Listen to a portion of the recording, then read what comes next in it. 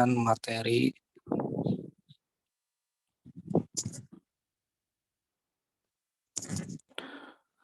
Halo? Halo?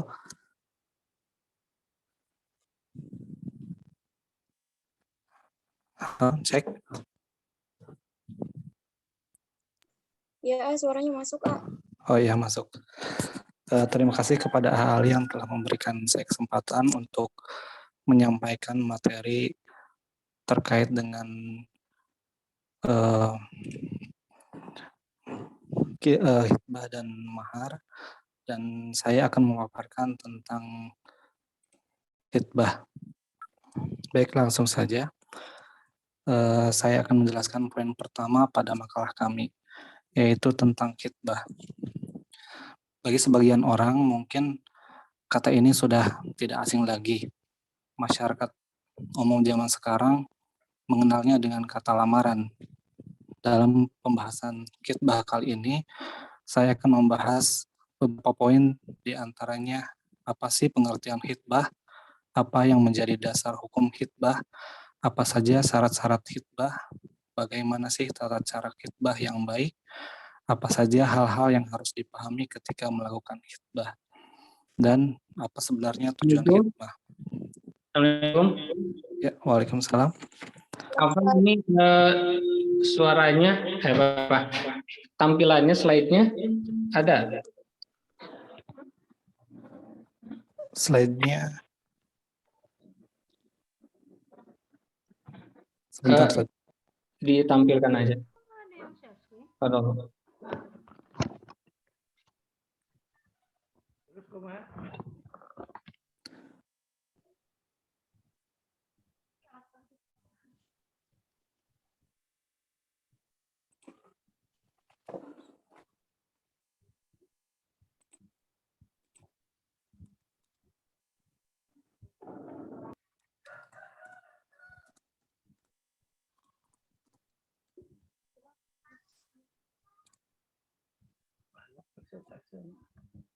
Coba yang host jadikan pemateri co-host.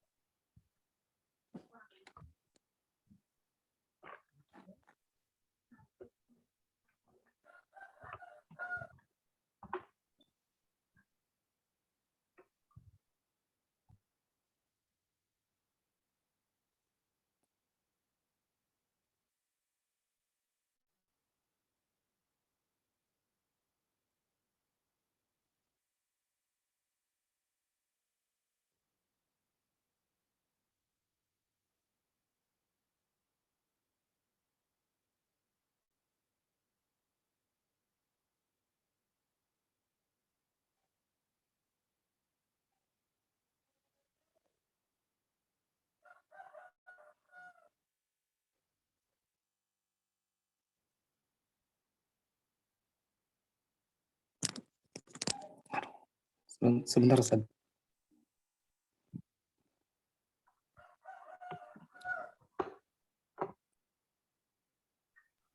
Sambil nunggu lanjut aja.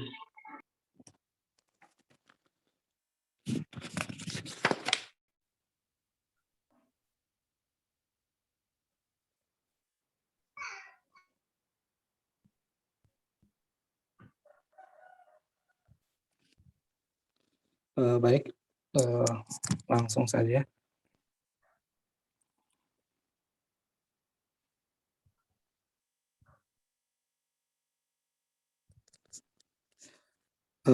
Pada poin pertama, yaitu pengertian hitbah. Menurut bahasa atau melamar artinya adalah meminta wanita dijadikan istri bagi diri sendiri atau orang lain.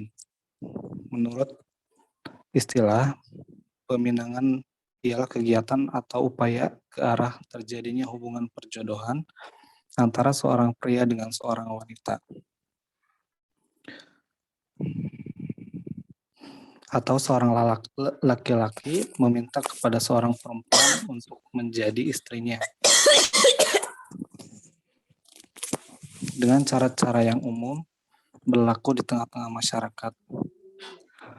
Ditinjau dari akar kata ini, khitbah berarti pembicaraan yang berkaitan dengan lamaran atau permintaan untuk menikah.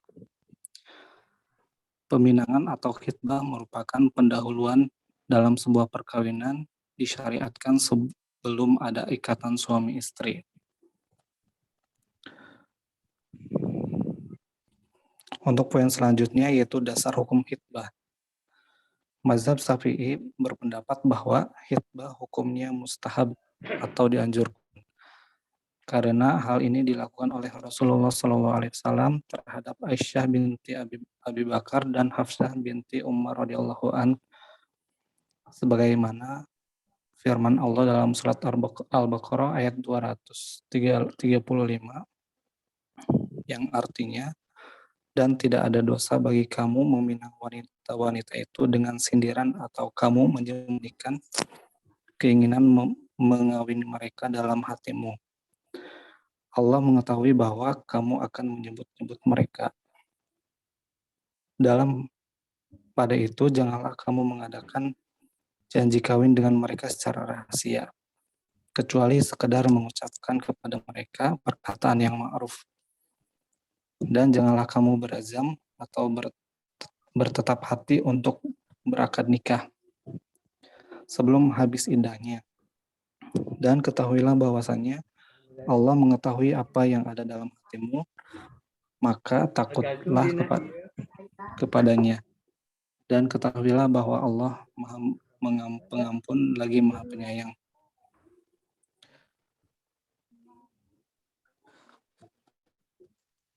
Hukum peminangan dibagi menjadi 3, yaitu pertama, mubah atau boleh, yaitu khitbah wanita yang belum ada niat kuat atau positif bagi laki-laki untuk melangsungkan pernikahan.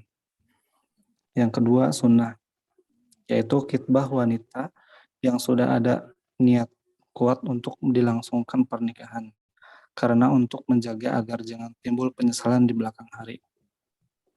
Yang ketiga, haram, yaitu khitbah wanita yang sudah dihitbah oleh laki-laki lain atau masih dalam iddah atau masa iddah raj'i.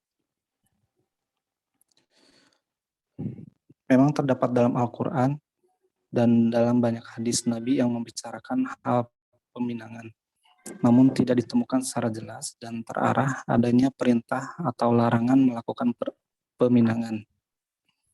Sebagaimana perintah untuk mengadakan perkawinan dengan kalimat yang jelas, baik dalam Al-Quran maupun dalam hadis Nabi. Oleh karena itu, dalam penetapan hukumnya, tidak terdapat pendapat ulama yang mewajibkannya, dalam arti hukumnya adalah mubah. Untuk poin yang ketiga yaitu tentang syarat-syarat khitbah. Syarat-syarat wanita yang boleh dipinang terdapat pada pasal 12 kompilasi hukum Islam yang berbunyi, pertama, peminangan dapat dilakukan terhadap seorang wanita yang masih perawan atau terhadap janda yang telah habis masa iddahnya. Kedua, wanita yang ditalak suami yang masih berada dalam masa iddah raj'iyah haram dan dilarang untuk dipinang. Yang ketiga, dilarang juga meminang seorang wanita yang sedang dipinang orang lain selama pinangan pria tersebut belum putus atau belum ada penolakan dari pihak wanita. Yang keempat, putusnya pinangan untuk pria, karena adanya pernyataan tentang putusnya hubungan pinangan atau secara diam-diam. Pria yang telah meminang telah menjauhi dan meninggalkan wanita yang dipinang. Pembahasan selanjutnya yaitu tentang tata cara khitbah. Ada beberapa pendapat yang berbeda di kalangan para ulama fikih. Yang pertama, sebagian besar ulama fuqaha berpendapat bahwa laki-laki yang meminang seorang wanita hanya boleh melihat muka dan telapak tangannya saja. Karena dengan melihat muka dapat dilihat cantik tidaknya orang itu. Sedangkan dari telapak tangannya dapat diketahui subur atau tidaknya wanita itu. Yang kedua, Imam Daud dan para ulama dari mazhab Dahiri berpendapat bahwa laki-laki yang meminang seorang wanita boleh melihat seluruh bagian tubuhnya. Namun dalam melihat seluruh tubuhnya, mazhab Dahiri berpendapat dengan melihat seluruh tubuhnya harus satu muhrim atau melalui perantara. Untuk poin kelima, yaitu tentang hal-hal yang harus dipahami ketika melakukan khitbah. Karena khitbah merupakan bagian dari syariat agama dan juga hukumnya dianjurkan dan diperbolehkan, maka perlu diperhatikan beberapa hal agar pelaksanaan khitbah tidak melanggar ketentuan syariat agama. Di antaranya yaitu yang pertama, diperbolehkan melihat wanita yang dikhitbah. Jumhur ulama berpendapat bagian yang boleh dilihat hanyalah bagian yang bisa diperbolehkan untuk diperlihatkan oleh seorang wanita, yaitu wajah dan telapak tangan. Yang kedua, jangan menolak pinangan lelaki soleh. Yang ketiga, wanita berhak menerima atau menolak khitbah. Jika seseorang telah dilamar, maka dirinya yang berhak untuk menerima atau menolak calon suaminya.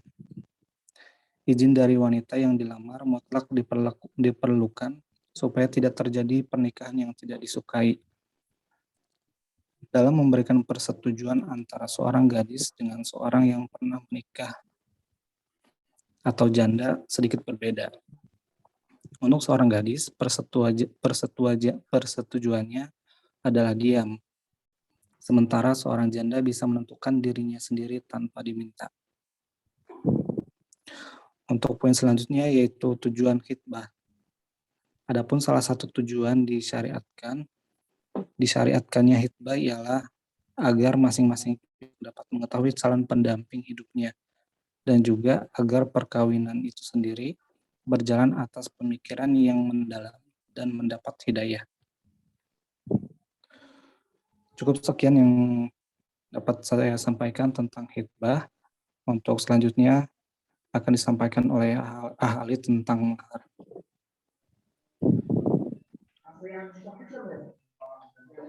Baik, saya di sini akan menjelaskan tentang khitbah.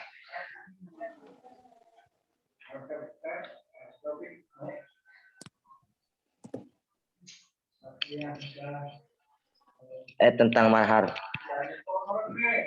Mahar, apa sih yang dinamakan dengan mahar? Mahar dalam istilah Arab disebut as-sodaq yang berasal dari kata as-sidik. Secara etimologi, mahar artinya mas kawin, sedangkan secara terminologi, mahar ialah suatu pemberian yang diwajibkan bagi calon suami kepada calon istri, baik dalam bentuk benda maupun jasa. Contohnya memerdekakan, mengajar, dan lain sebagainya. Sebagai ketulusan hati calon suami untuk menimbulkan rasa cinta kasih bagi seorang istri kepada calon suami. Syafi'iyah mengartikan mahar yaitu kewajiban suami sebagai syarat untuk memperoleh manfaat dari istri atau istimta. Jadi mahar itu merupakan suatu pemberian dari calon suami kepada calon istri. Untuk dasar hukum mahar yaitu terdapat pada surat An-Nisa ayat 4 yaitu A'udzubillahi minasyaitonirrajim. Bismillahirrahmanirrahim. Wa atun nisaa shadaqatihinna nihlah. Fa in tibna lakum an syai'in minhu nafsan faqulu hani'am mari'a. Yang artinya dan berikanlah mas kawin atau mahar kepada perempuan yang kamu nikahi. sebagai pemberian yang kamu kerelaan. Kemudian jika mereka menyerahkan kepada kamu sebagian dari mas kawin itu dengan senang hati, maka terimalah dan nikmatilah pemberian itu dengan senang hati.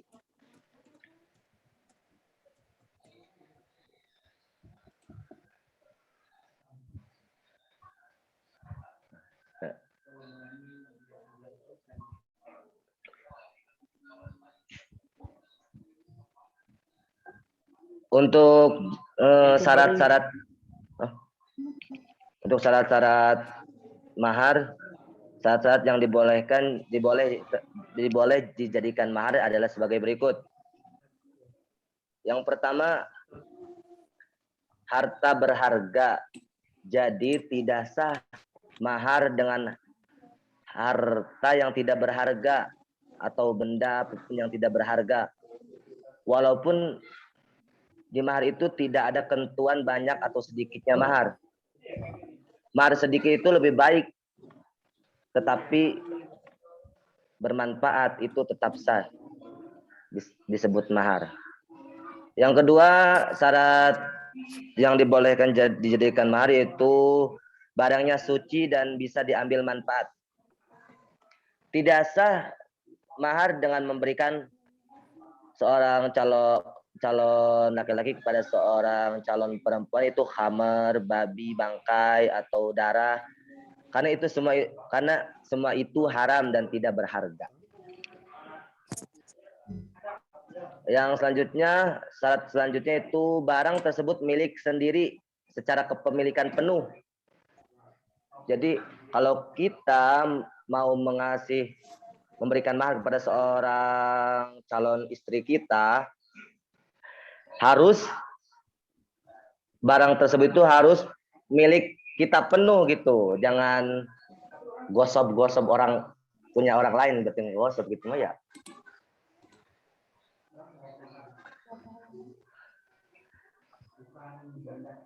Selanjutnya itu syarat selanjutnya bukan barang yang tidak jelas keadaannya.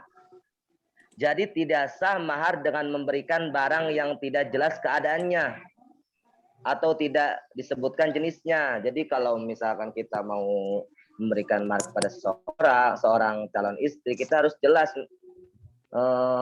barangnya seperti apa gitu, kayak gimana, manfaat enggak. Nah itu harus jelas barangnya. Terus selanjutnya itu macam-macam mahar. Macam-macam mahar itu ada dua. Yang pertama mahar yang disebutkan, dan yang kedua mahar misli atau mahar yang sama. Ya mungkin itu penjelasan tentang mahar. Untuk kesimpulannya, pinangan atau khitbah dalam bahasa Arab merupakan pintu gerbang menuju pernikahan. Khitbah menurut bahasa, adat dan syara bukanlah perkawinan. Ia hanya merupakan mukaddimah bagi perkawinan dan pengantar ke sana. Namun masa khitbah bukan lagi saat itu memilih. Mengkhitbah sudah jadi komitmen untuk meneruskan ke jenjang pernikahan. Jadi sholat istikharah sebaik mungkin.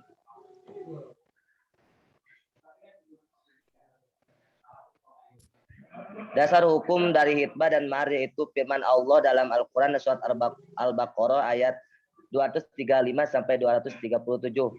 Mahar adalah mas kawin, yaitu suatu pemberian dari pihak laki-laki kepada pihak perempuan disebabkan terjadinya pernikahan. Pemberian mahar ini hukumnya wajib bagi laki-laki. Ya mungkin itu tadi penjelasan dari kelompok kami. Dan baik, lanjut ke sesi berikutnya, itu sesi tanya jawab. Barangkali ada yang tidak dimengerti atau ada yang ditanyakan tentang khitbah dan mahar, dipersilahkan pada teman-teman.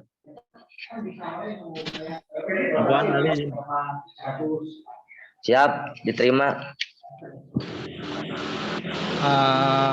Apakah boleh memakai mahar dengan hewan, contohnya seperti ayam atau ikan cupang dalam hukum Islam? Mungkin itu aja.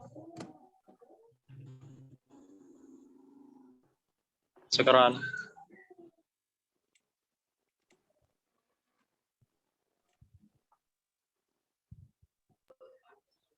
Ditampung dulu. Yang lainnya barangkali ada pertanyaan. Soalnya ini sangat menarik pembahasannya. Baik, mungkin untuk mengefektifkan waktu ya, karena kita sudah ada Pak Hajinya. Mungkin nanti untuk pertanyaan disimpan dulu ya, pemateri ya. Kita masuk ke materi tafsir dulu ya. Baik, terima kasih kepada pemateri. Langsung saja mungkin setelah selesai pembacaan tafsir, maka kita kembali ke materi. Bismillahirrahmanirrahim. Assalamualaikum warahmatullahi wabarakatuh. Waalaikumsalam warahmatullahi wabarakatuh. Alhamdulillahirrahmanirrahim. Wassalamu ala sayyidina Muhammadin. Baik, Bapak yang dirahmati Allah Subhanahu wa taala, langsung saja ke pembahasan mengenai tafsir ya. Oke. Mangga kepada Pak Haji Didi, mulai.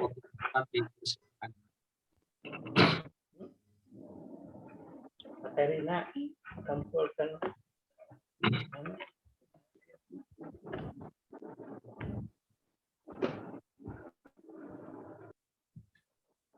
Bismillahirrahmanirrahim. Assalamualaikum warahmatullahi wabarakatuh. Waalaikumsalam warahmatullahi wabarakatuh.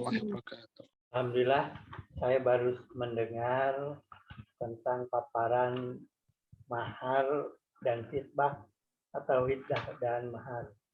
Dan inilah dalilnya untuk digali dari sumbernya secara tafsir, di mana bahasan tafsir pertama harus mengetahui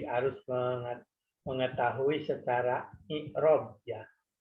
I'rab modal utamanya harus mengetahui jurmiyah, apalagi alfiyah.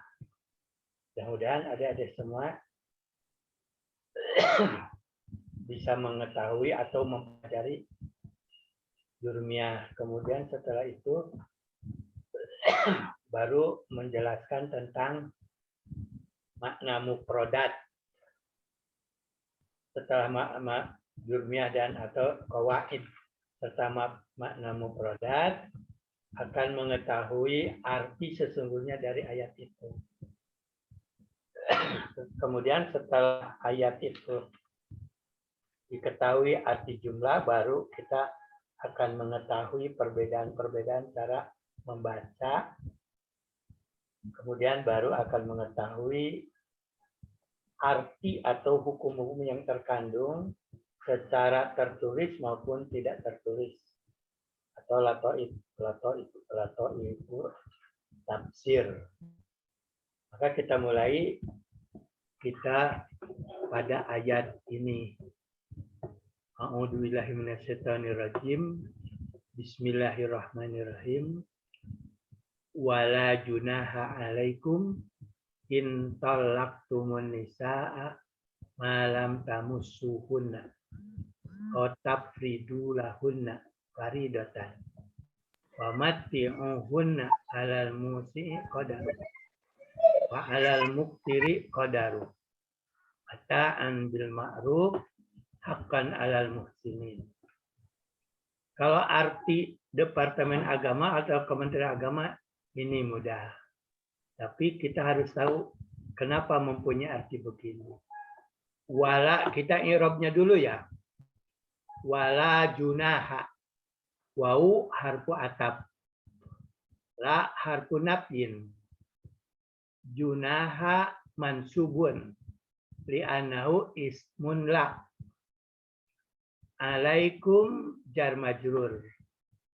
intolaktumun nisa in harfu sarkin.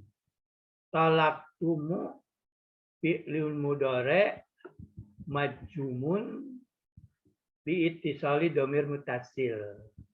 Wa fa'iluhu antum tum. Anisa maf'ul bih mansub. Ma adatul mausul, ma isim mausul, lam adatul jazmi, tamussuhunna. Tamussu fil mudhari majzumun bilam, alamatul jazmi bihadfi nun. Huna dhamir muttasil an huna ala jama muannas salim. Hunna katsiran. Aw taqridu lahunna, aw tafridu lahunna. Sama ya, ini fil mudhari majzumun atap kana tamussuhunna. Lahunna lam lil miki hunna di domir. Mudhaf wa mudhaf ilaih. Faridotan. Ini maf'ul dari tafridu. Lahunna faridotan. Wa matti'uhunna. Wa matti'uhunna fil mudhari majzumun. Wa matti'uhunna berilah fil mudhari fil madi. Matta'a matti'uhunna. Matti'uhunna wa matti'uhunna. Alal musi'i jar wa majrur. Qadaruh maf'ul bi fa'il wa alal muqtiri qadaruh. Sama dengan alal musi'i qadaruh. Mata'an bil ma'ruf, mata'an hal. Bil ma'ruf jar wa majrur. Haqqan ada hal juga, alal muhsinin jar wa majrur. Wala junaha, junah mufradatnya wala isma. Wala isma alaikum. In talaqtumu atafrik talak. Bainakum wa bainan nisa. Malam tamusuhuna in kanat almar'atu lam tamussu lam tajma'uhunna. Masa jamaah digauli. Kalau perempuan itu belum digauli. Atau lam tabba mahar lahunna. Faridotan mal mahar.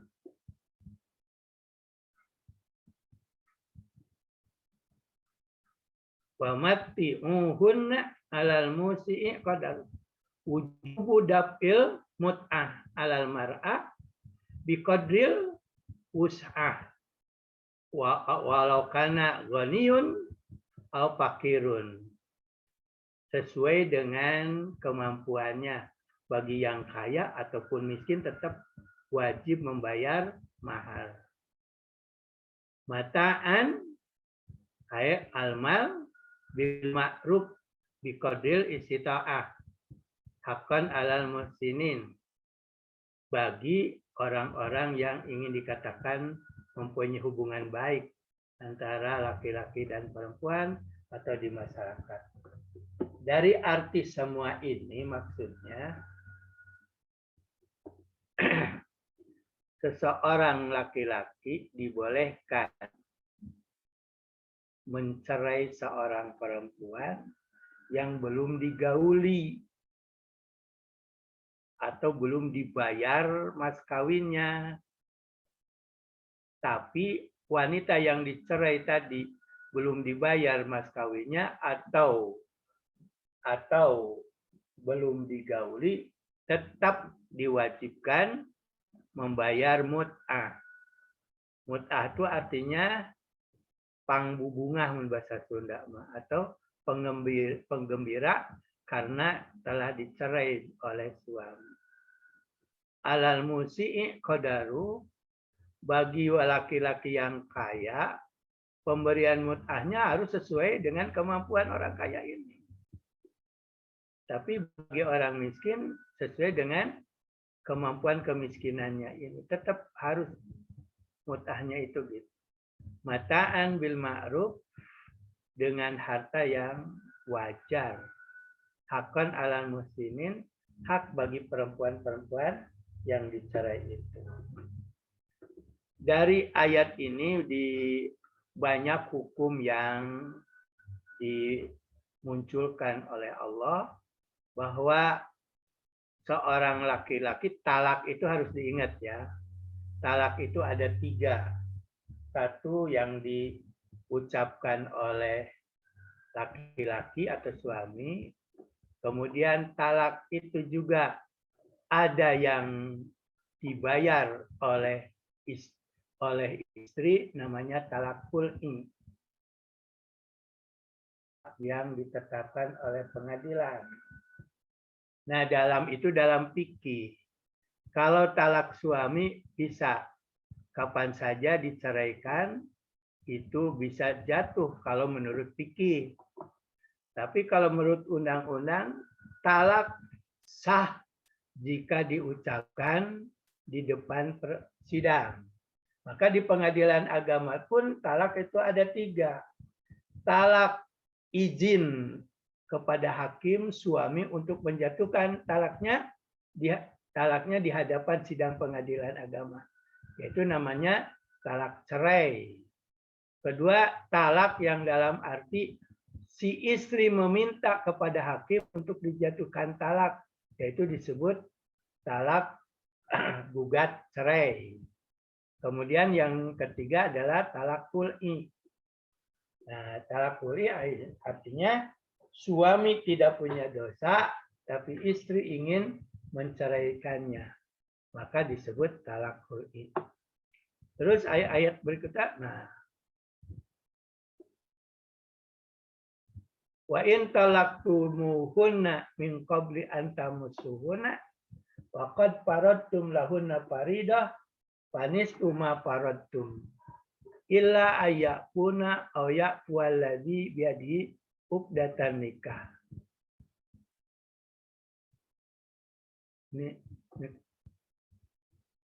Nah, ini dulu. Wala junah alaikum. Ini tadi. Maaf yang 235 tadi baru jelaskan 236. Sekarang kembali lagi ke 235. Wala junaha alaikum fima aradtum bihi min hitbatin nisa. Au aknantum fi anfusikum alimallahu annakum satadkurunahunna. Walakin la tuwa'iduhunna sirran illa antakulu qawlan ma'rufa wala ta'zimu uqdatan nikah hatta yablugal kitabu ajalah wa'lamu annallaha ya'lamu ma fi anfusikum fahdharuhu wa'lamu annallaha ghafurun halim. La junaha sudah dijelaskan tadi, bima aradtum. Bima aradtum ay qadamtum bil kinayah. Artinya boleh diucapkan dengan sindir sampir atau kinayah. Min hitbatin nisa, menghitbah perempuan. Au aknantum fi anfusikum, atau tidak diungkapkan aknantum fil madi ya. Wa fa'ilhu tum. Fi anfusikum fi qalbikum, di dalam dirimu. Aknantum artinya disembunyikan dalam dirimu, dalam hatimu. Alimallahu annakum satadkurunahunna. Allah alimallahu annakum satadkuruna. Annakum satadkurunahunna maf'ul bi fi mahalli nasbin.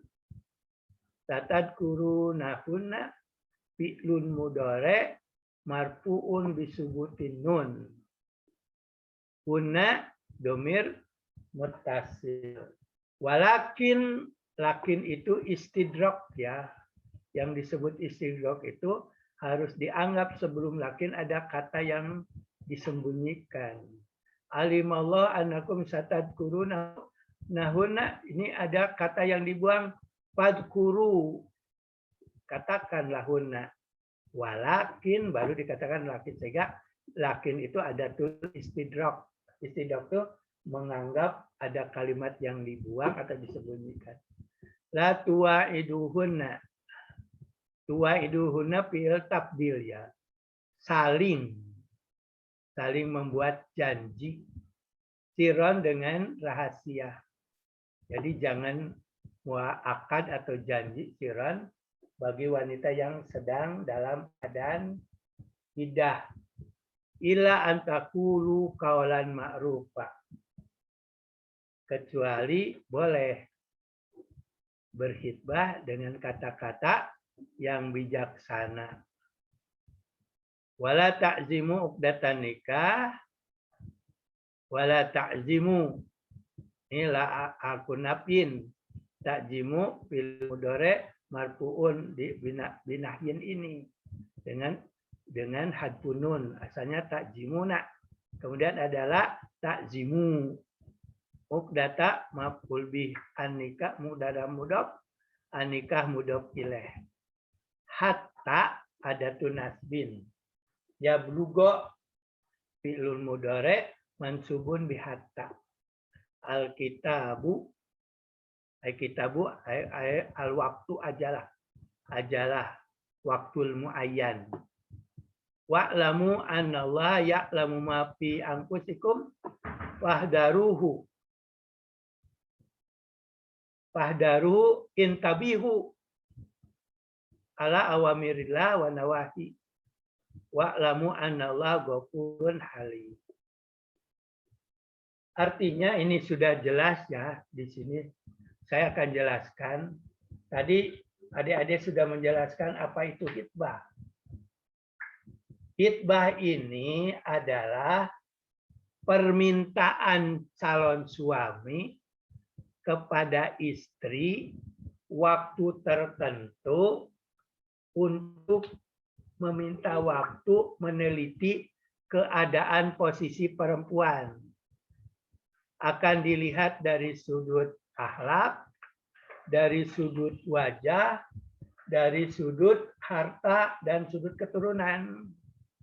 Jadi khitbah itu permintaan dari pihak laki-laki untuk meneliti perempuan dengan waktu tertentu, bahwa akan diteliti apa wajahnya cantik, apakah badannya sempurna, atau turunannya turunan baik, hartanya juga itu.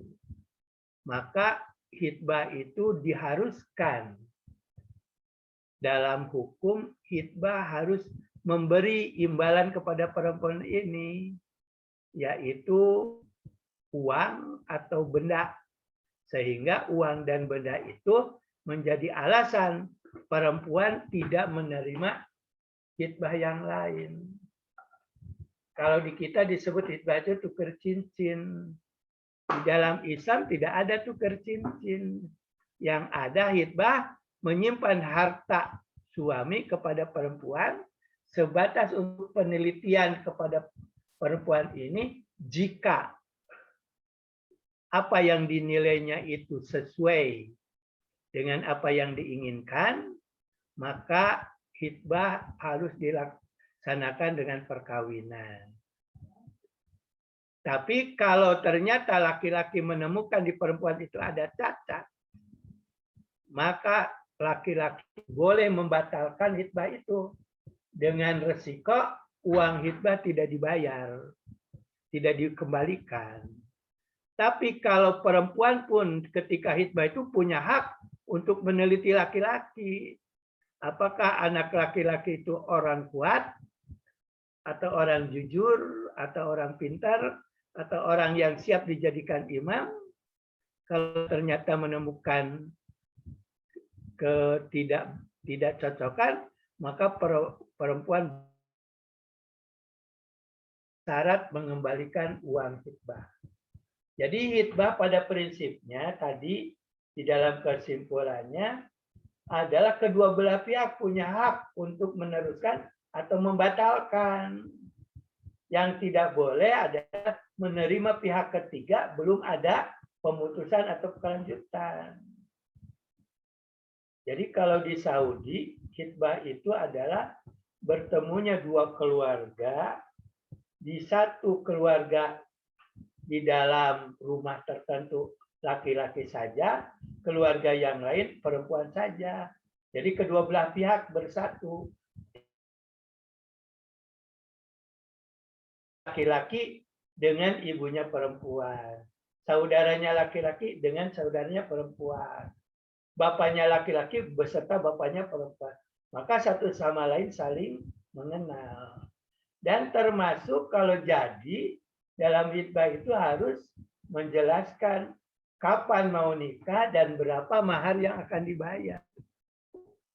Nah, di sini di dalam ayat ini dijelaskan boleh menghitbah wanita yang dalam keadaan iddah atau wanita iddah karena ditinggal mati atau wanita iddah ditalak 3 itu boleh dalam posisi waktu iddah, tapi tidak boleh secara terang-terangan. Tapi boleh atur itu dengan bahasa-bahasa sindiran atau kinayah seperti aku tertarik padamu atau kamu adalah wanita cantik dan sebagainya. Maka kata Rasulullah lebih baik diam, tidak usah diucapkan, tapi lihatlah terus, perhatikan. Dan Allah akan mengetahui sikap kamu dan keinginan kamu. Kemudian tidak boleh membuat suatu perjanjian, apalagi nikah pada wanita iddah.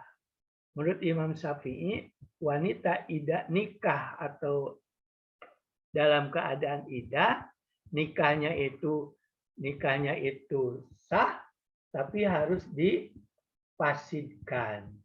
Kalau menurut Imam Maliki, atau nikah wanita yang dalam iddah sifatnya dosa dan tidak boleh, harus dipisahkan dan tidak boleh nikah untuk selamanya.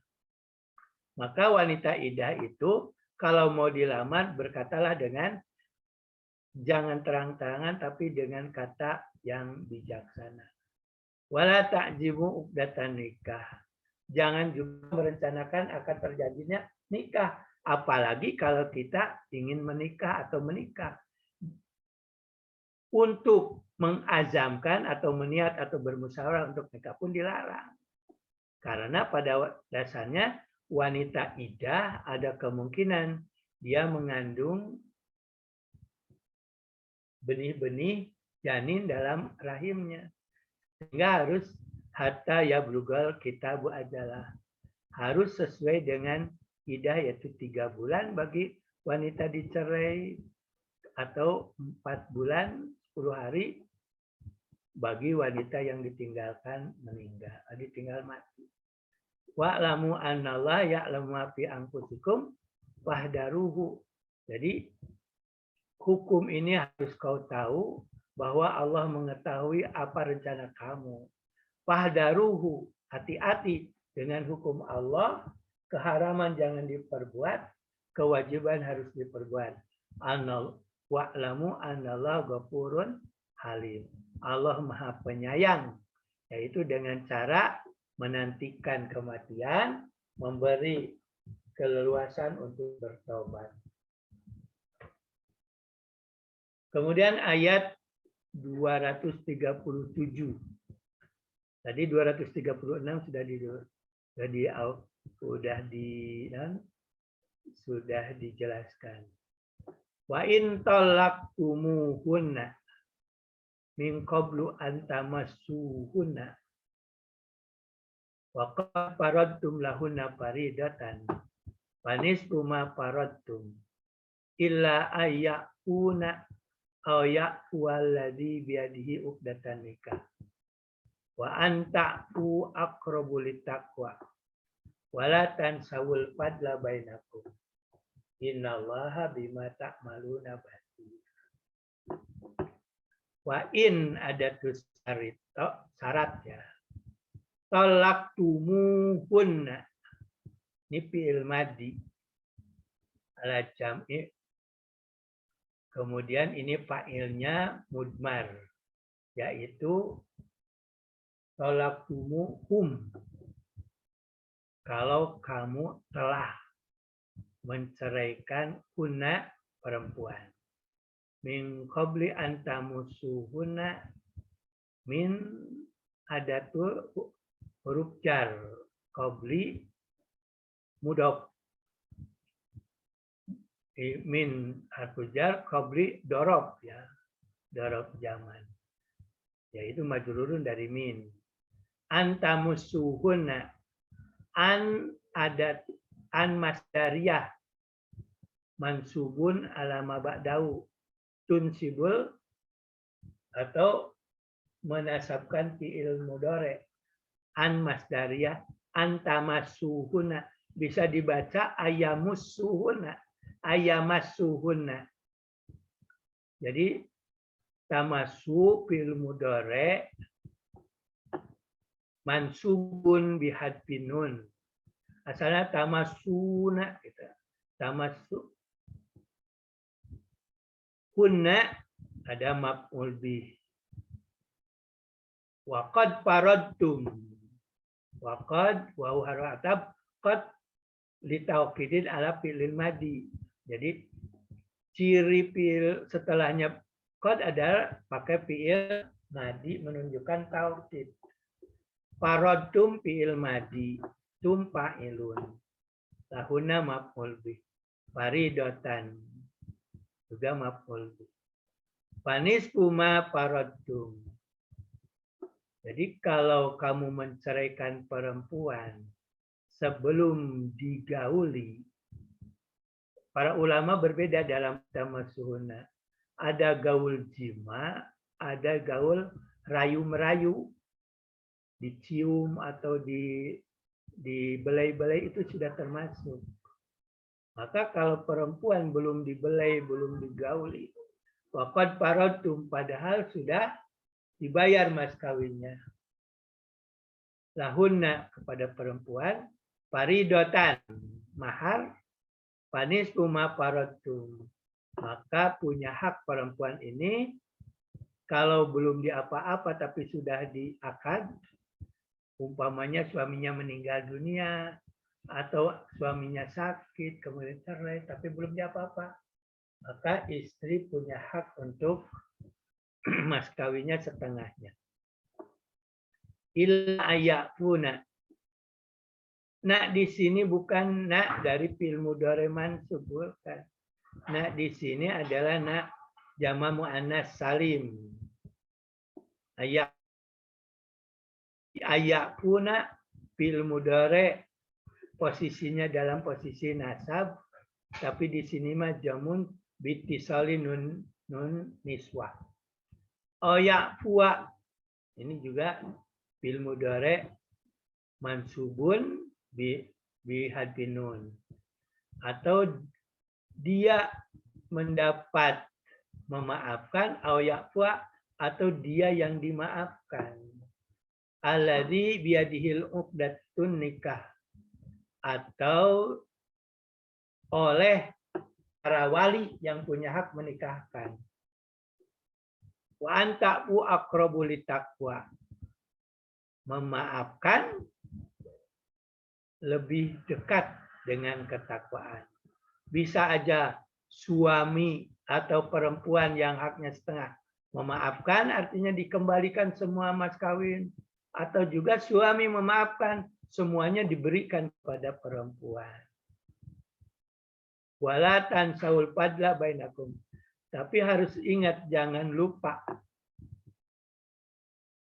Jangan lupa kebaikan di antara kamu, yaitu tadi mahar bisa dikembalikan, mahar bisa seluruhnya, juga mahar mencukupkan setengahnya. Innallaha bima ta'maluna basir. Allah mengetahui apa yang kau perbuat. Jadi pada prinsipnya ini urusan mahar. Mahar itu pada dasarnya harga kehalalan farji seorang perempuan dan harga ketaatan, ketakwaan kepada orang tuanya berpindah kepada suami, itu disebut mahar. Makanya mahar di adat orang Arab itu mahal. Kalau di Saudi mahar itu, karena mahar itu kan pertama bukti kehalalan farji, kedua pembelian ketaatan keluarga. Jadi berubah setelah dibayar mahar, si perempuan sudah tidak punya kewajiban taat pada orang tuanya. Semuanya diberikan kepada suaminya yang membayar mahar. Sehingga di Saudi, kalau perempuan sudah dibayar mahar, sudah lepas dari keluarganya. Sehingga kata Rasulullah, kalau toh orang tuanya sedang sekarat, tapi tidak ada izin dari suami, maka si istri tidak boleh keluar rumah untuk menengok orang tuanya. Karena apa? Karena hak orang tuanya sudah dibeli dengan mahar. Mahar di Saudi paling murah itu 100 unta. Kalau harga 100 unta sekarang 20 juta satunya, maka paling murah di Saudi mahar perkawinan itu adalah 2 miliar. Itulah yang disebut mahar misil. Mahar misil itu harga mas kawin yang beredar dan biasa di satu kabilah itu. Mahar misil. Sehingga di Saudi, walaupun kedua pengantin ingin nikah dengan mas kawin murah, tapi kalau di daerahnya punya patokan mahar sebesar itu, orang Saudi tidak bisa menikah. Karena kalau dia mau menerima mahar murah, apalagi dari kabilah lain, sama dengan penghinaan kepada kabilah.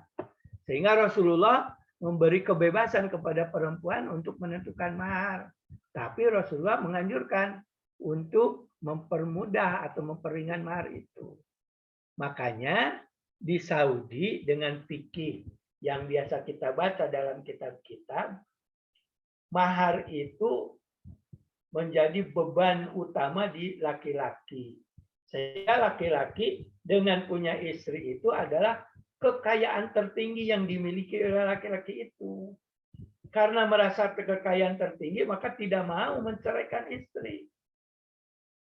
Sehingga di Saudi perempuan yang sudah dinikahi oleh laki-laki tidak punya kewenangan untuk menolak apa yang diinginkan suami. Walaupun suami ingin menikah lagi. Sehingga Rasulullah berkata, kalau perempuan tidak taat pada suami, maka akan dijauhkan dia dari surga walaupun hanya sebatas menghirup wanginya surga. Karena memang ketaatannya sudah dibeli dari keluarga kepada suami. Nah, yang jadi masalah di Indonesia, mahar murah, sehingga tidak merasa beli. Sehingga walaupun sudah menikah, dia merasa tetap wajib taat patuh pada orang tua.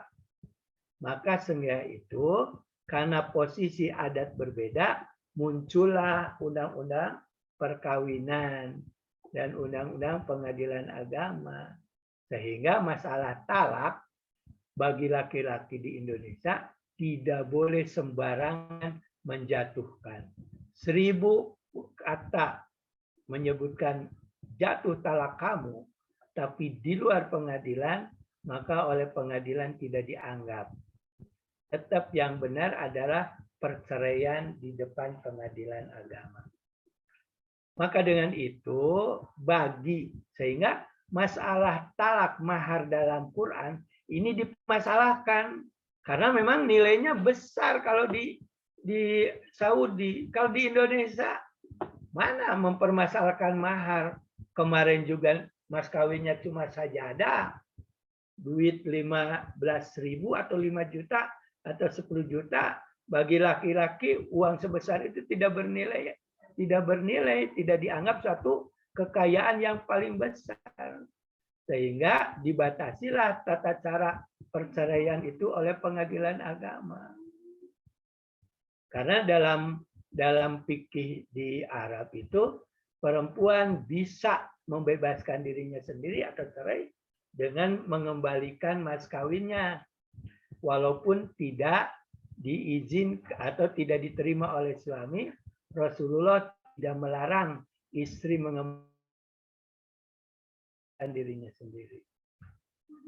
Maka di dalam ayat ini dan ayat berikut, masalah mahar dipermasalahkan, yaitu salah satunya karena mas kawin itu besar, maka kalau dicerai sebelum digauli, maka yang wajib dibayarkan cuma setengah. Tapi kalau dicerai sudah digauli dan sudah dibayarkan, maka mas kawin tidak boleh diganggu gugat. Atau apa? Tadi masalah hitbah pun begitu. Kalau hitbah dibatalkan oleh perempuan, maka uang yang diberikan oleh calon suami harus dikembalikan. Tapi kalau kalau tidak dibatalkan oleh perempuan, tapi dibatalkan oleh suami itu sendiri, maka uang hitbah itu hak mutlak milik istri. Hak mutlak calon istri. Kemudian ila ayaku, maksudnya kalau perempuan itu punya hak setengahnya karena belum digauli, ila ayaku, kecuali si perempuan memaafkan, udah enggak usah bayar kalau memang belum bayar. Tapi atau ayak pua, atau si laki-laki itu sendiri yang dimaafkan, atau dimaafkan oleh uqdatani biadi uqdatan nikah, yang punya hak akad nikah itu kan wali, atau oleh walinya dibebaskan. Jadi bagi perempuan yang diceraikan belum digauli, digaulinya dalam arti beda pendapat ya, digauli jima bisa disebut gauli, digauli dengan dicium atau diraba itu juga digauli. Ada juga yang disebut digauli itu jika laki-laki itu melihat aurat perempuan itu sendiri. Tapi hanya terlihat tetap dianggap digauli. Wa anta'fu aqrabu litaqwa, maka cara saling memaafkan itulah bukti ketakwaan seseorang. Wala tansawul fadla bainakum, makanya janganlah kamu melupakan fadilah-fadilah kehidupan yang mendapatkan keridhaan Allah, karena Allah Maha mengetahui dari segala perbuatan Anda. Nah, dari itu sudah sebentar lagi, silakan ada pertanyaan-pertanyaan. Jadi seperti kemarin tadi jelaskan bahwa hitbah itu dalam Islam tidak seperti yang dikenalkan dengan tukar cincin. Kalau tukar cincin, baik laki-laki maupun perempuan mempunyai beban untuk memberikan kekayaan harta atau cincin. Padahal dalam Islam, jangankan suami yang belum nikah, suami yang sudah nikah pun tidak boleh diikat oleh istri, bebas. Mau punya istri 2, 3 maupun 4 sesuai dengan kemampuan. Tidak boleh ada yang melarang.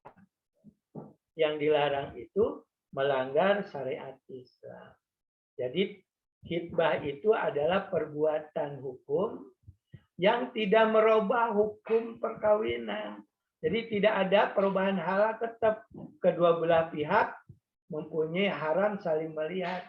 Adapun melihat perempuan dari laki-laki, para ulama jelas yang melihatnya itu bukan calon suaminya, tapi yang melihatnya itu pihak suami perempuan untuk melihat keadaan wanita itu sendiri. Bahkan dibolehkan melihat auratnya pun demi hitbah itu sendiri. Juga dalam hitbah bukan laki-laki saja yang memeriksa perempuan punya hak untuk meneliti posisi laki-laki itu sendiri. Itu namanya hitbah. Tadi dalam kesimpulan ada sedikit bahwa hitbah itu tidak boleh membatalkan. Hitbah masih dibolehkan kedua belah pihak membatalkan walaupun sepihak. Silakan ada pertanyaan-pertanyaan. Baik, mungkin yang tadi dulu silakan presentator untuk menjawab pertanyaan. Tidak ada ayat. Apa pertanyaannya? Tadi pertanyaannya apa yang pertama? Apakah boleh memakai mahar hewan?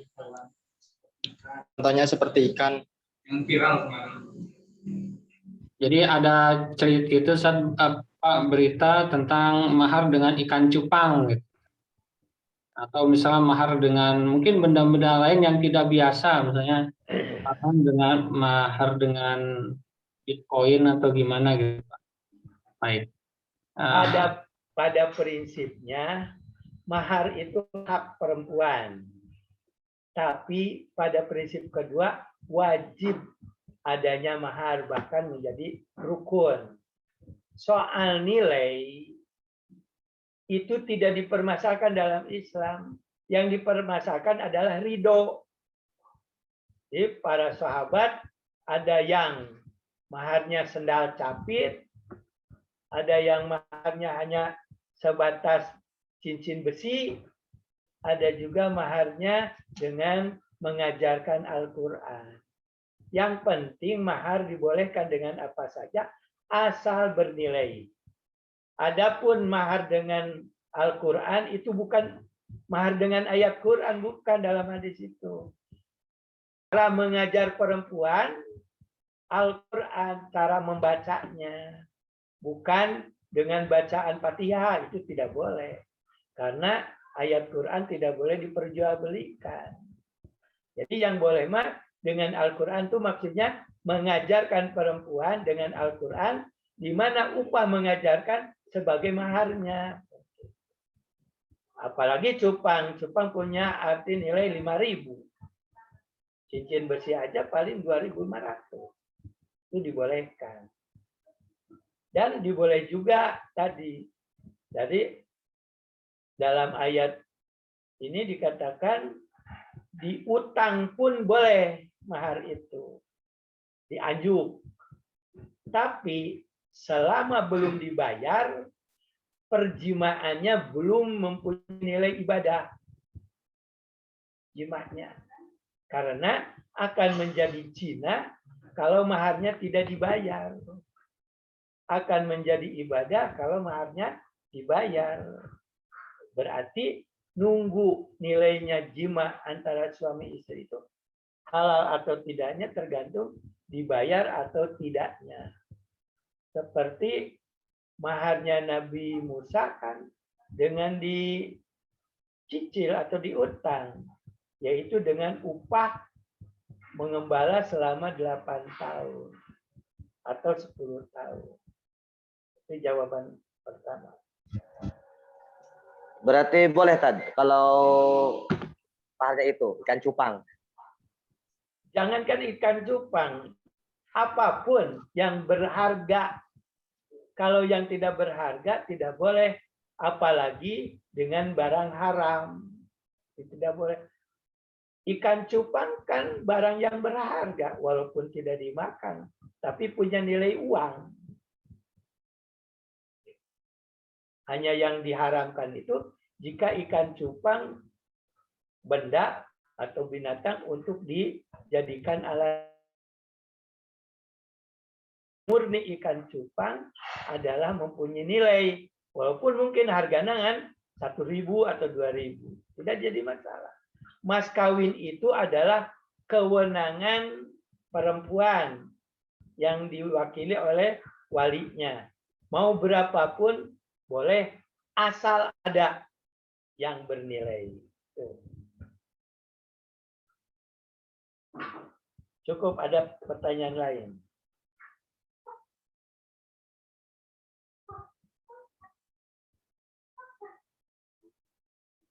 Halo. Ustadz Afwan izin bertanya. Ya. Ya, setelah menikah, mas kawin itu kan ada sebagian di masyarakat katanya mas kawin nggak boleh dikasih sama suami gitu. Nah, tapi di Quran surat An-Nisa ayat 4 di situ disebutkan bahwa jika seorang perempuan ingin memberikan sebagian dari mas kawinnya maka diterima dengan senang hati. Nah, jadi bagaimana itu Ustaz? Mas kawin itu sebenarnya boleh diberikan kepada suami atau tidak? Terima kasih.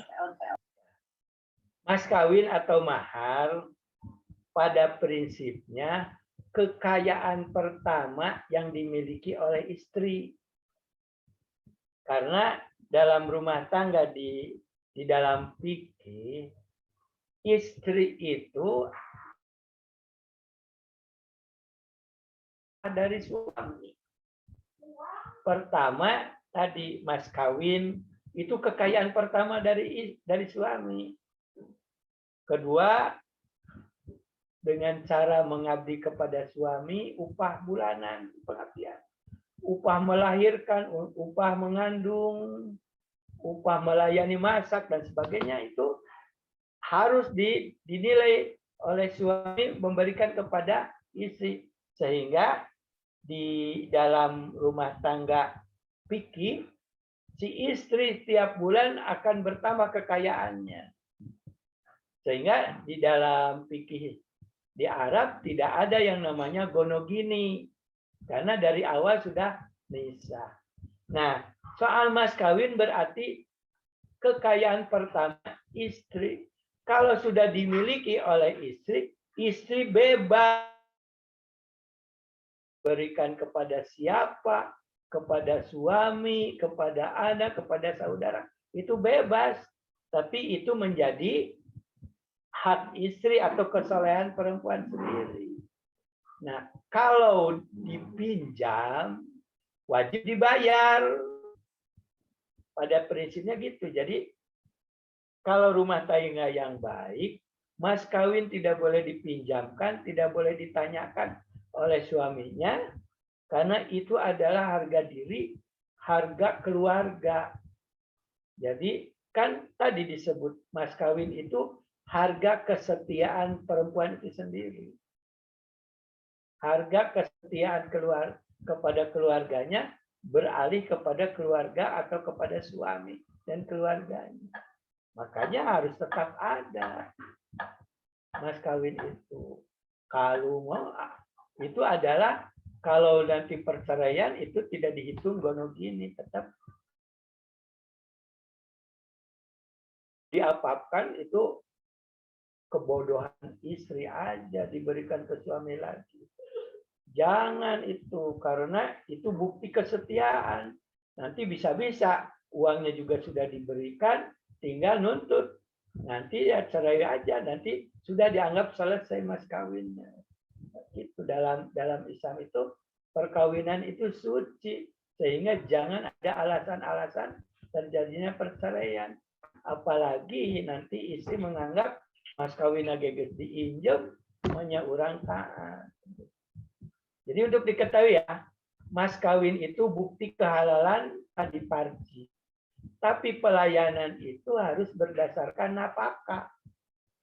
Kalau perempuan tidak diberi nafkah, ya tidak punya kewajiban untuk mengabdi kepada suami. Walaupun halal digauli, tapi istri bisa menolak kalau laki-lakinya tidak memberi nafkah. Karena pada dasarnya keutamaan laki-laki di mata istri karena memberi nafkah dan karena memberi perlindungan. Atau nafkah dipinjam, itu mana alasan istri untuk taat pada suami.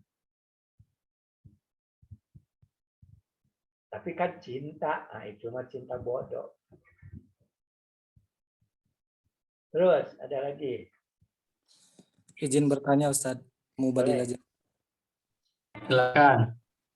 Ustadz, kan di Indonesia kebanyakan ada yang menjadikan mahar itu mahar seperangkat alat sholat Ustadz, seperti Al-Quran, mukena, dan sejadah. Nah, ketika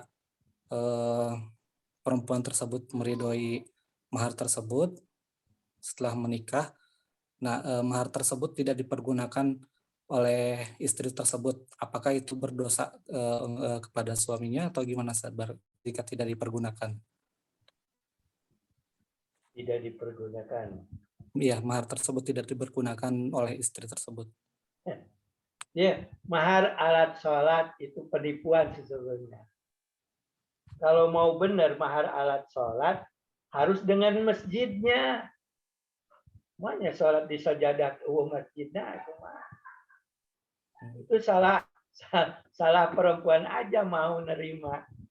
Jadi padahal mahar alat sholat tanpa masjid itu paling besar hanya 1 juta, yaitu sajadah 25.000, kemudian mukena itu murah di bawah 1 juta, itu perempuan yang nggak mau murah karep sesungguhnya.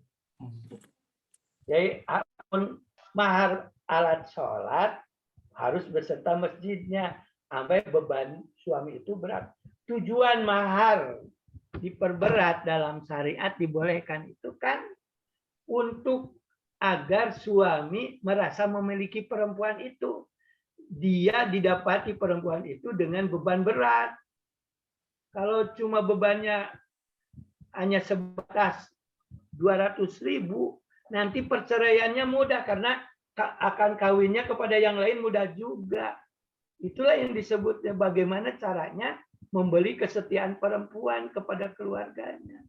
Agar si perempuan tahu diri, aku sudah dibayar mahar, maka aku taat patuhnya harus 100% kepada suami.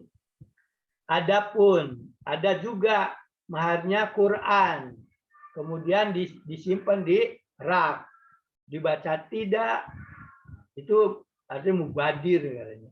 Tapi tidak berarti membatalkan perkawinan.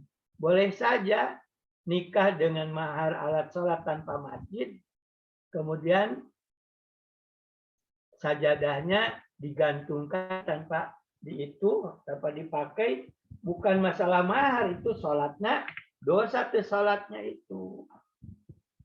Maka pada prinsipnya dia memberi mahar oleh alat yang tidak bermanfaat. Artinya kalau sudah milik istri, bebas mau dikemanakan pun. Kemudian walaupun ini semua tinggal baca aja ya. Semua tinggal baca asbabun nuzul.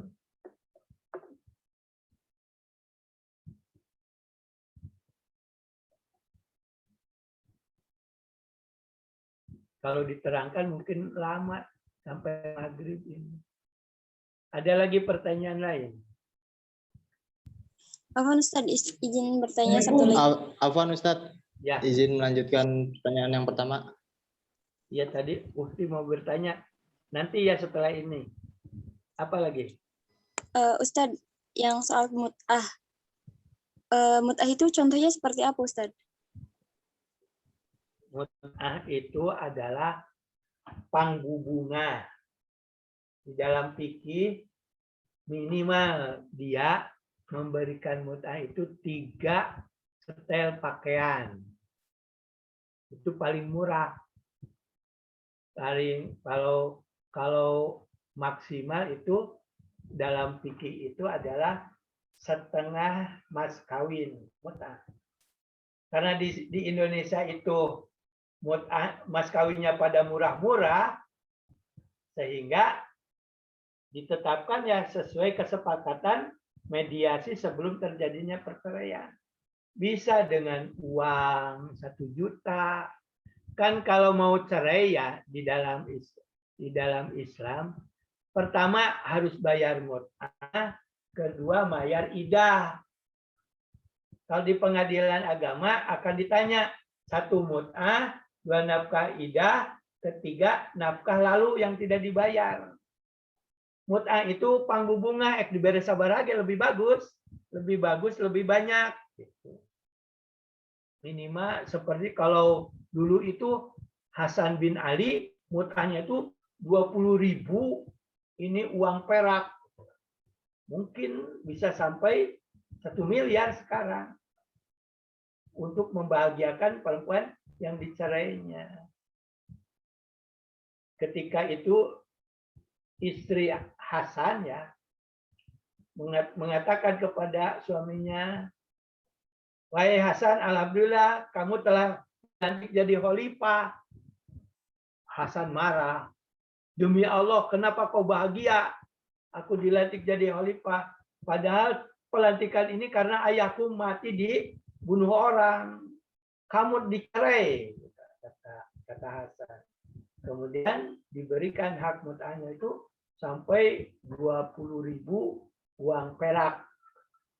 Ada juga yang mengatakan 10.000 uang emas atau dinar dan dirham.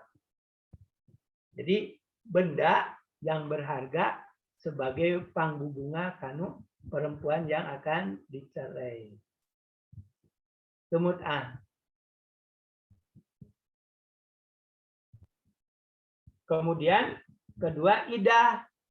Idah itu kalau laki-laki menceraikan istrinya, si suami wajib menanggung biaya hidup bekas istri selama 3 bulan untuk makan, minum, pakaian, dan rumah. Minimal ya 1 juta sebulan. Kalau makan sehari 3 kali 10.000, 10.000, 30.000. 3 bulan berarti 100 hari, 1 juta. Kalau biasa di pengadilan ya segitu. 1 bulan 1 juta, 3 bulan selama idah 3 juta. Itu nafkah idah. Kemudian ada nafkah madiyah. Artinya nafkah yang selama beberapa bulan tidak diberi nafkah. Boleh ditagih kepada suaminya sebelum cerai dijatuhkan. Terus ada lagi pertanyaan kelima.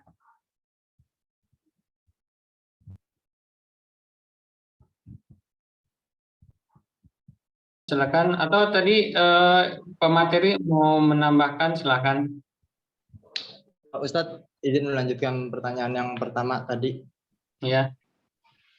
Kan tadi menurut Ustadz, mahar apa saja dibolehkan ya? Termasuk Ya. hewan seperti ikan cupang. Kan hewan itu makhluk hidup ya Ustadz ya? Berarti pas zaman Nabi itu, zaman perbudakan, sedangkan budak itu kan bisa diperjualbeli. Dan dia kan itu makhluk hidup, berarti mahar itu bisa dijadikan manusia, anak manusia bisa dijadikan mahar. Hamba sahaya, amat atau abid bisa dijadikan mahar. Bisa itu. Oh, berarti bisa Ustadz ya? Banyak hadis yang menyatakan itu. Salah satu hadisnya apa ya Ustadz? Yaitu memberikan mahar seorang hamba sahaya. Seperti Rasulullah itu waktu menikah diberi hadiah hamba sahaya oleh Khadijah. Jadi boleh hamba sahaya dijual belikan, kemudian dijadikan mahar, dijadikan kekayaan yang lainnya itu. Di catatan budak itu bukan pembantu ya, berbeda. Jadi budak itu dimiliki, jadi sebagaimana barang, gitu kan. Jadi kalau misalnya pembantu itu digaji, jangan samakan antara budak dan pembantu. Ya, seperti itu. Jadi sepakat ulama Saudi, TKW atau TKI bukan hamba sahaya, artinya dirinya masih tetap mempunyai kebebasan. Yang dibeli itu adalah tenaganya saja, bukan harga dirinya. Beda hamba sahaya. Hamba sahaya itu bisa dijual belikan, juga bisa diterima karena penebusan. Kan rata-rata sekarang juga ada penebusan tawanan, saling tebus. Amerika membebaskan tawanan Taliban. Taliban membebaskan tawanan orang Amerika dan itu. Itu bisa kalau tawanan-tawanan perang itu bisa dikatakan hamba sahaya. Jadi hamba sahaya itu bisa dijual belikan, bisa dijadikan istri, bisa dijadikan gundik. Tapi syarat kalau sudah digauli hamba saya, si hamba saya sudah tidak boleh dijual belikan lagi. Karena akan menjadi umul walad atau ibu dari anak majikan. Itu tata cara pembebasan perhambaan. Jadi kalau mahar itu bukan membeli pribadi perempuan, mahar itu membeli kesetiaan dirinya kepada keluarga, dari keluarganya kepada keluarga laki-laki. Itu mahar itu. Dirinya tetap bebas, punya hak untuk menuntut balik dan sebagainya. Jadi bedanya istri dengan budak, kalau istri itu bisa mengajukan cerai ya ke hakim, tapi kalau budak nggak bisa mengajukan bebas, gitu karena ya, sudah dimiliki, kecuali jika si yang punyanya memberikan kesempatan untuk bebas, gitu. Tapi secara hak tidak boleh, dia tidak punya hak untuk menuntut bebas. Kalau untuk minta bebas penebusan boleh, namanya Alkitabah. Alkitabah itu minta dibebaskan dengan harta tertentu.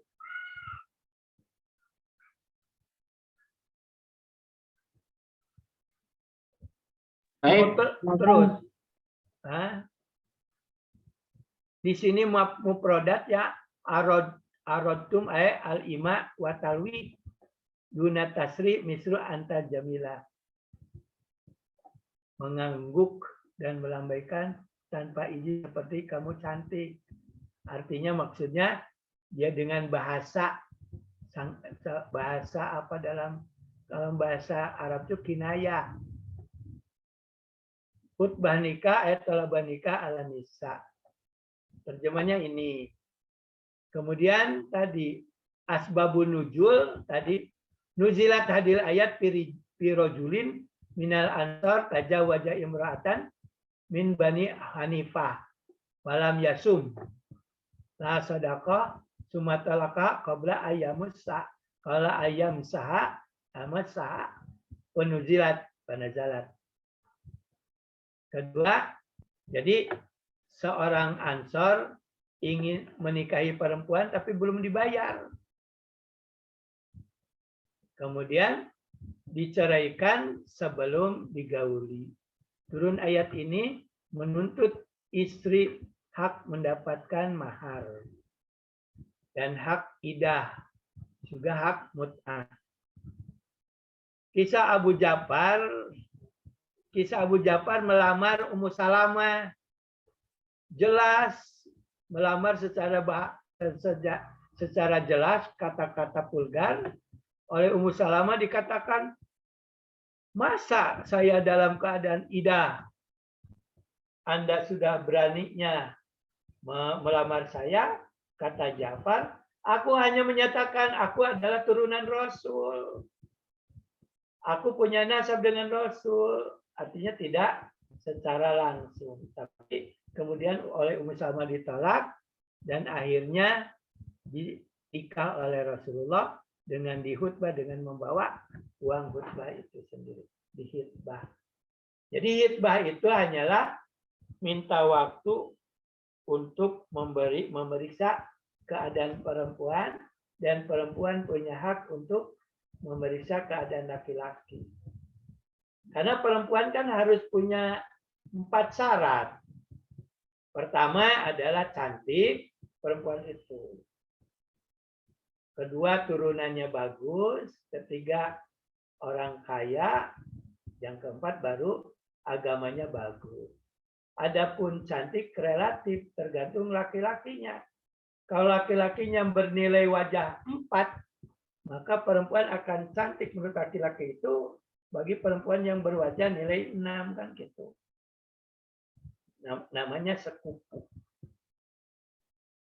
Dan hitbah tidak merubah hukum. Tetap muhrim dan ghair muhrim, haram dan halal masih. Kebanyakan di masyarakat Orang yang sudah hitbah seolah-olah sudah akad. Sehingga mudah untuk apa? Mudah untuk bergaul, kemudian saling memberi, itu tidak boleh. Tetap perempuan tidak boleh diberi oleh laki-laki yang menghitbah, kecuali tadi penghitbah itu sendiri. Kemudian yang ini dibolehkan ibu tafsir ya. Sirron artinya rahasia. Kemudian artinya itu sirron itu nikah. Wala ta'zimu uqdatan nikah. Maksudnya ingin nikah juga jangan, apalagi akad nikah. Wanta akrobuli taqwa, maksudnya Allah menganjurkan kepada perempuan maupun laki-laki berdamai untuk mencari keriduan kedua belah pihak. Hukum membayar mut'ah,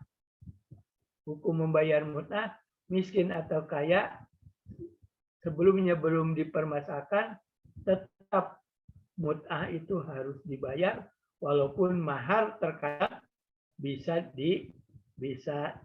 dibebaskan.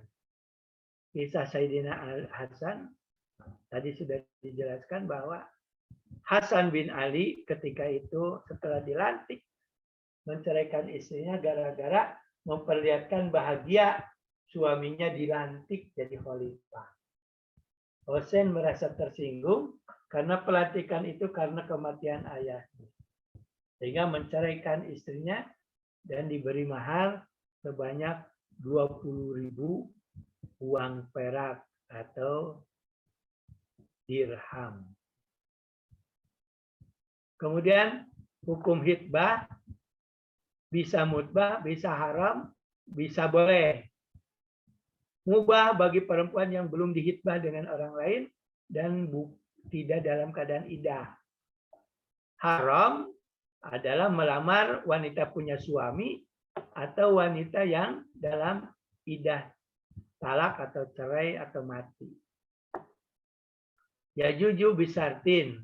Nah tadi boleh bisartin melamar perempuan yang ditinggal mati atau perempuan wanita yang ditalak 3 dengan syarat jangan terang-terangan cara melamarnya, tapi dengan bahasa-bahasa kinayah atau samaran selama masih dalam keadaan iddah. Nikah fil iddah, pertama nikahnya dianggap sah, tapi wajib talak. Dan haram untuk selamanya, tidak boleh dinikah lagi. Itu menurut Imam Malik dan Imam Ahmad. Kalau menurut Imam Syafi'i dan Abu Hanifah, nikahnya al-fasid, artinya nikah rusak. Al-fasid itu syarat rukun nikahnya tidak ada, maka dianggap tidak ada nikah. Maka ya jujur nikah ba'dal iddah. Artinya selesaikan dulu iddah dari suami yang awal, kemudian boleh nikah dengan yang ini. Artinya tidak boleh digauli lagi. Kecuali nanti habis iddah langsung nikah. Menurut Imam Syafi'i. Kemudian hukum at-talaqah qabla duhur. Tadi hukum menceraikan sebelum duhur. Kemudian hukumnya si istri mendapatkan setengah mas kawin. Tapi dia tidak punya iddah atau iddah 3 bulan. Tapi tetap dia harus mendapatkan mut'ah. Jadi bagi perempuan yang dicerai setelah qabla duhur, tetap setengah mas kawin dapat, kemudian mut'ah dapat, tapi tidak mendapat iddah yang 3 bulan itu. Kemudian pendapat kedua, mahar sudah tidak usah dibayar lagi. dan tidak ada iddah. Hanya dia mendapatkan mahar saja. Jadi dua ya, dua pendapat. Pendapat pertama, wanita dicerai sebelum digaul rumah, setengah mahar tetap dapat, kemudian mut'ah juga dapat, iddah tidak dapat. Pendapat kedua, mahar dan iddah tidak ada, mut'ah tetap wajib ada. Hukum mut'ah, ini tak ya. Oke tak. Mut'ah. Hukumnya menurut jumhur ulama, sunat liman qad dafa mahar. Pikeun manusia yang sudah dibayar maharna. Wa wajib liman yadfa. Dan wajib bagi yang belum dibayar maharnya. Kata jumhur. Jadi bagi yang belum dibayar maharnya, berarti mut'ah itu sunat kalau yang sudah. Kalau yang belum bayar itu namanya wajib. Wajib. Wajib itu dulu. Kemudian menurut pendapat kedua, wajib apapun terjadi tetap dibayar maharnya atau tidak dibayar, maharnya tetap mut'ah, hukum tersendiri wajib adanya. Yang ketiga adalah sunat mutlak. Tidak ada wajib. Indah Hasan Basri. Terus dibayar mas kawinnya atau belum, tetap mut'ah itu harus dibayar. Harus sifatnya sunat. Sunat anjuran.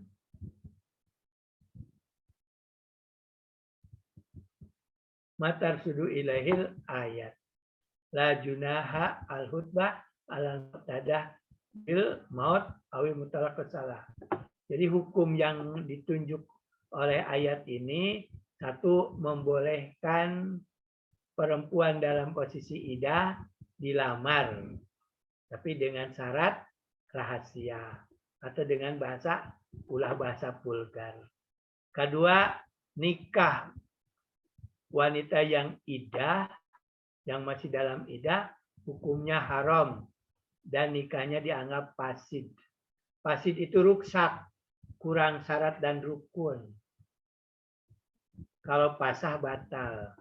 Kemudian yang ketiga, al-mutalaqah wajibun laha mut'ah. Wajib perempuan pada prinsipnya wajib menerima mut'ah. Liman yasum mahar. Walaupun orang itu maharnya belum ditentukan. Kemudian cerai dibolehkan kepada wanita yang belum digauli. Yang kelima, al-mut'ah qabla duhul laha nisfu mahar. Ini hukum tekstual dalam ayat Quran. Kalau kontekstual itu lato ipul tafsir. Jadi sentuhan-sentuhan atau sirul maktum at-tafsir. Rahasia yang terkandung dalam tafsir itu. Kalau ini tekstualnya.